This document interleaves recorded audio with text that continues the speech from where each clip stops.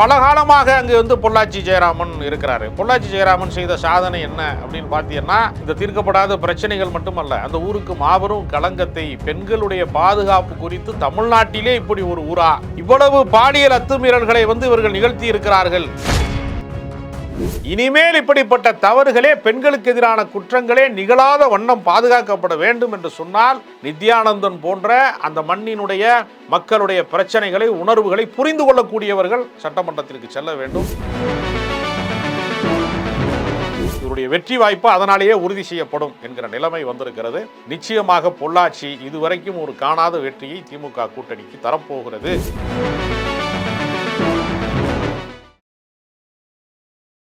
நேயர்களுக்கு அன்பு வணக்கம். பொள்ளாச்சி தொகுதி என்பது பல பேருக்கு தெரியும். சினிமா படப்பிடிப்புலாம் இங்கதான் அதிகமாக நடக்கும். இங்கு பார்த்தாலும் தென்னந்தோப்புகளும் பசுமை பச்சை பசேல் என்று இருக்கக்கூடிய மேற்கு தொடர்ச்சி மலையினுடைய ஆழியாறு அணைக்கட்டு ஒரு பக்கம், சின்னஞ்சிறிய கிராமங்கள் நிறைய இருக்கக்கூடிய ஒரு ஊரு. கடந்த காலங்களிலே அதிமுகவிற்கு ஒரு பெரிய ஆதரவாக இருந்த ஒரு ஊரு. ஏறத்தாழ 25 ஆண்டு காலம் அதிமுக அங்கே வெற்றி பெற்றிருக்கிறது என்றாலும் கூட இப்போது கள நிலவரம் அங்கே மாறப்போகிறது. பொள்ளாச்சி என்பது இளநீருக்கு புகழ் பெற்ற ஊரு. அந்த ஊரிலே தீர்க்கப்படாத பிரச்சனைகளாக நெடுங்காலமாக இருக்கக்கூடிய பல பிரச்சனைகள் இருக்கிறது. அங்கு செவிலியர் கல்லூரி வேணும், அரசு தொழில்நுட்ப கல்லூரி வேணும், அங்கு தென்னை வாரியத்திற்கான ஒரு கிளை அலுவலகம் அமைக்கப்பட வேண்டும் என்றெல்லாம் பல கோரிக்கைகள் மிக நீண்ட காலமாக இருக்கிறது. ஏறத்தாழ பிரிட்டிஷ்காரன் காலத்துல 164 வருடங்களாகவே அந்த பொள்ளாச்சியினுடைய வருவாய் கோட்டம் இருக்கிறது. அதிலே ஒரு வட்டமாக இருந்த திருப்பூர் இன்றைக்கு தனி மாவட்டமாக இருக்கிறது. 60 ஆண்டு கால கோரிக்கை பொள்ளாச்சி ஒரு தனி மாவட்டமாக அறிவிக்கப்பட வேண்டும் என்று. ஆனால் அது அறிவிக்கப்படவில்லை. அதிகமான காலகட்டத்திலே அதிமுக வெற்றி பெற்ற காரணத்தினாலேயே அந்த கிராமப்புற மக்கள், எளிய மக்கள்லாம் ஜெயலலிதாவை ரொம்ப நேசித்தவர்கள், எம்ஜிஆரை நேசித்தவர்கள் எல்லாம் இருந்த காலம். இன்னைக்கு எம்ஜிஆர் வளர்த்த அதிமுக, ஜெயலலிதா வளர்த்த அதிமுக இன்றைக்கு களத்தில் இல்ல. அந்த அதிமுக என்பது முழுக்க பாஜகவாகவே மாறிவிட்டது. அப்படிப்பட்ட ஒரு சூழ்நிலையில இன்றைக்கு அந்த தொகுதியினுடைய வளர்ச்சிக்கு யார் மிகப்பெரிய அளவிலே பங்காற்றுவார்கள் என்று பார்க்கிற போது, கொங்கு நாடு மக்கள் தேசிய கட்சியின் சார்பாக நிறுத்தப்பட்டிருக்கக்கூடிய நித்யானந்தனுக்கு இந்த முறை வெற்றி வாய்ப்பு மிக அதிகமாக இருக்கிறது. பல காலமாக அங்கு பொள்ளாச்சி ஜெயராமன் இருக்கிறாரு. பொள்ளாச்சி ஜெயராமன் செய்த சாதனை என்ன அப்படின்னு பார்த்தீங்கன்னா, இந்த தீர்க்கப்படாத பிரச்சனைகள் மட்டுமல்ல, அந்த ஊருக்கு மாபெரும் களங்கத்தை, பெண்களுடைய பாதுகாப்பு குறித்து தமிழ்நாட்டிலே இப்படி ஒரு ஊரா, இவ்வளவு பாலியல் அத்துமீறல்களை இவர்கள் நிகழ்த்தி இருக்கிறார்கள். ஒரு கூட்டுச்சதி மாதிரி செஞ்சிருக்கிறாங்க.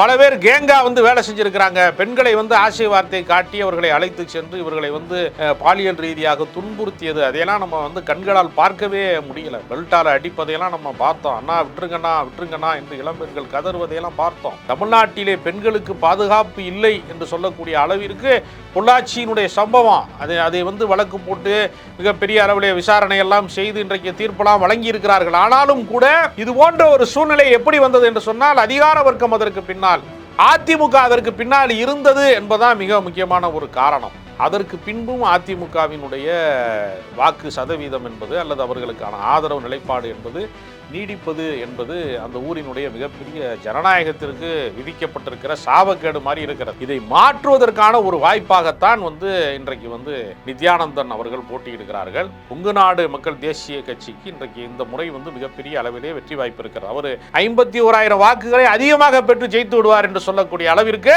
அவருக்கு ஒரு செல்வாக்கு உருவாகி இருக்கிறது. அங்கே ஆழியாறுல தான் அறிவு திருக்கோயில் இருக்கிறது. அந்த அறிவு திருக்கோயில் என்பது எல்லா சமய மக்களையும் ஒருங்கிணைக்க வேலையை, நல்லிணக்கத்தை செய்யக்கூடிய வேலையை அங்கே செய்து கொண்டிருக்கிறார்கள். வேதாந்திரி மகரிஷி அவர்கள் அவர் வாழுகிற காலத்திலையும் சரி, அவர் வாழ்ந்து மறைந்த காலத்திலையும் சரி, இன்றைக்கும் ஒரு அடையாள சின்னமாக அங்கே ஆழியாறிலே இருக்கிறது. அப்படிப்பட்ட திருத்தலங்கள் எல்லாம் அங்கே இருக்கிறது. ரொம்ப பாரம்பரியமான 1000 ஆண்டு கால கோவில் எல்லாம் அங்கே இருக்கிறது. 300 ஆண்டு கால பெருமிதம் கொண்டிருக்கக்கூடிய மாரியம்மன் கோவில் அங்கே இருக்கிறது. பல நலப்பணிகளை செய்தவர் தான் நித்யானந்தன். அதாவது சாதிய சங்கங்கள் வைத்திருக்கிறவர்கள் தங்கள் சமூகத்திலே கல்வி கிடைக்க வேண்டும், வேலை வாய்ப்பு கிடைக்க வேண்டும், அந்த மக்கள் பின்தங்கி போய்விடக்கூடாது, மற்ற சமூகங்களைப் போலவே அவர்கள் முன்னேறி வர வேண்டும், மேலேறி வர வேண்டும் என்பதற்காக பல பேரை படிக்க வைக்கிறவர் நித்யானந்தன். பல பேர் இன்னைக்கு எப்படின்னா சாதி சங்கத்தை வைத்துக் கொண்டு வன்முறையை தூண்டுகிறவர்கள் உண்டு. ஆனால் அந்த சமூகத்தினுடைய மக்கள் வளர்ச்சி அடைய வேண்டும், அவர்களுடைய கல்விக்கு பொறுப்பேற்றுக் கொள்ள வேண்டும், அவர்களுடைய வாழ்வாதாரத்திற்கு பொறுப்பேற்றுக் கொள்ள வேண்டும், அவர்கள் வளர்ச்சிக்கு பொறுப்பேற்றுக் கொள்ள வேண்டும் என்பதை தான் நித்யானந்தன் போன்றவர்கள் எல்லாம் தொடர்ந்து செய்து வருகிறார்கள். அதனால எப்பொழுதுமே வரலாற்றிலே மிக நீண்ட காலமாக ஒரு கட்சியினுடைய வெற்றி இருந்த காரணத்தினால இன்றைக்கு பொள்ளாச்சி தொகுதியை வெல்லப் போவது யார் என்பதற்கான ஒரு மிகப்பெரிய எதிர்பார்ப்பு இங்கே உருவாகி இருக்கிறது. அந்த எதிர்பார்ப்பை பூர்த்தி செய்வதற்கான எல்லா ஆற்றலையும் கொண்டிருக்கக்கூடிய, மக்களோடு மிக நெருக்கமாக பழகி இருக்கக்கூடிய செந்தில் பாலாஜி போன்றவர்கள் எல்லாம் அந்த கொங்கு மண்டலத்தின் தளபதிகளோடு நெருக்கமாக இருக்கக்கூடிய நித்யானந்தன் அவர்கள் இந்த முறை வெற்றி பெறுவார் என்று கருத்து கணிப்புகளிலே இருந்து அங்க இருக்கக்கூடிய கள நிலவரங்கள் எல்லாம் நமக்கு சொல்லிக் கொண்டிருக்கிறது. எனவே அப்படிப்பட்ட ஒரு சூழ்நிலையிலே அவர் உதயசூரியன் சின்னத்திலையும் நிற்கிறாரு. அது இன்னும் ஒரு கூடுதல் சிறப்பாக மாறிடும். ஒரு வலுவான போட்டி, இதுவரைக்கும் வராத அளவிற்கு ஒரு வலுவான போட்டி இருக்கிறது. அந்த போட்டியிலே பொள்ளாச்சியினுடைய நீண்டகால பிரச்சனைகளை தீர்ப்பதற்கு ஒரு நல்வாய்ப்பாக நம்ம நித்யானந்தன் நிறுத்தப்பட்டிருக்கிறார். அவர் வெற்றி பெறுகிற போது அதற்கான கோரிக்கைகள் சட்டமன்றத்தில் அவர் பேசுவார், அதற்கான கோரிக்கைகளை வென்றெடுப்பார். பொள்ளாச்சியின் நீண்ட நாள் திட்டங்கள் அனைத்துமே அங்கு நிறைவேற்றப்படும் என்பதற்கு ஒரு உத்தரவாதமான ஒரு வேட்பாளரை திராவிட முன்னேற்ற கழகத்தினுடைய கூட்டணியின் சார்பாக அவரை நிறுத்தி இருக்கிறார்கள். பல்வேறு திட்டங்களை